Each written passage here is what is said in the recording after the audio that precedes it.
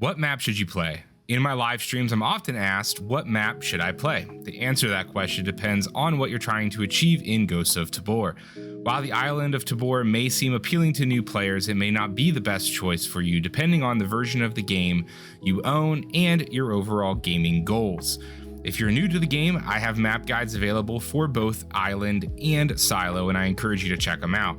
Additionally, if you're new here, consider subscribing to our YouTube channel where we live stream Ghosts of Tabor and create guides to help you improve your gameplay experience. Let's dive into the Island map, where a plethora of locations are generously spread out. With the capacity to accommodate up to 12 players, this map offers ample opportunities to rack up player kills per raid compared to Silo. The Island map is more of a methodical playstyle where encounters with players are somewhat rare, as even though 12 spawn in, sometimes you only see like 1 or 2 players per raid. They either die to Phoenix, or they die to other player versus player encounters, or simply they just get what they're coming in for and they extract. I feel like everybody in this game is afraid to stay in raid longer than like 30 seconds, and this is something that really needs to change. If you prefer a cautious approach or embracing the way of playing as a rat by patiently waiting in certain locations or taking calculated long-range shots from the mountains area of the island,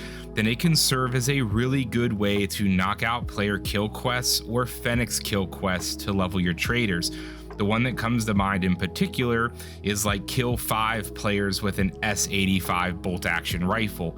The island is perfect for a quest like that, whereas it's not so much perfect for kill 5 players with a pistol or kill Phoenix with a pistol, and really even an SMG in some places of the island. Now, when we talk about loot, when it comes to finding valuable loot, the island map, in my opinion, leaves much to be desired. If your goal is to embark out on a crazy high loot run or build up your weapon or supply stash, then playing the island map may not be the most time efficient choice. However, it is worth noting that I think that the island does have better odds of encountering purple key cards, especially in the lab or the research building, which do hold significant value because they open the bunkers in both Island and Silo. I would say though, I wouldn't use your purple key cards to open the bunker in the military base on the island map. Instead, it's definitely more advisable to extract with them and utilize them in the bunker in Silo, which we'll discuss in detail later in this video. Overall, if you play Island correctly, it is the safer choice for new players in regards to seeing a low amount of players, or at worst case,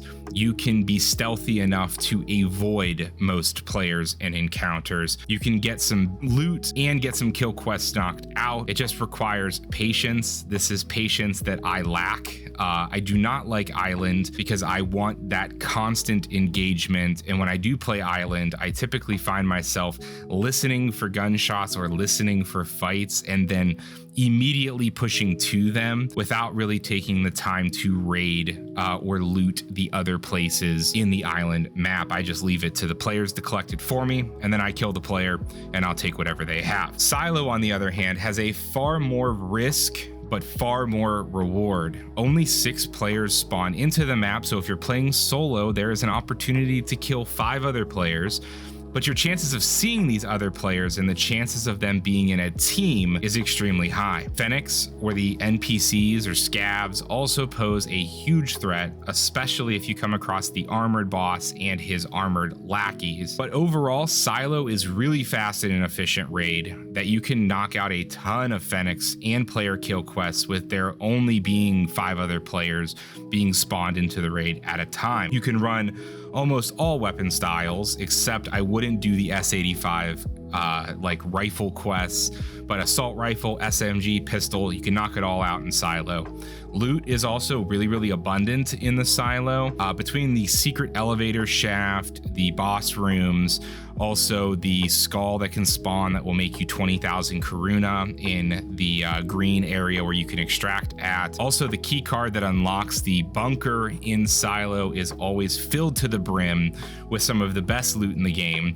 So you can get into Silo and you can run very efficiently, and you can rack up a ton of Karuna in a very short amount of time. Silo also offers ample darkness, and you can hide in a ton of places, but the level design is so tight and everything is so compact that you can traverse the map super quickly, and players can be right on top of you within seconds. That being said, my biggest tip is to use your ears and listen for everything in Silo. I think that overall Silo is the better map if you're looking to build out a bunker or make millions of Karuna, and it can be a really decent place to knock out quests if only you can adapt or already play an aggressive play style, because that is all Silo is going to give you. As new maps come out with the upcoming updates, it's rumored that we have Streets coming in July. Hopefully we see Combat Waffle Studios offering more play styles and loot balancing across all of the maps to accommodate every type of player in Ghosts of Tabor. Thank you very much for watching. Let me know in the comments which map you prefer and are currently playing, and I will see you all on the island.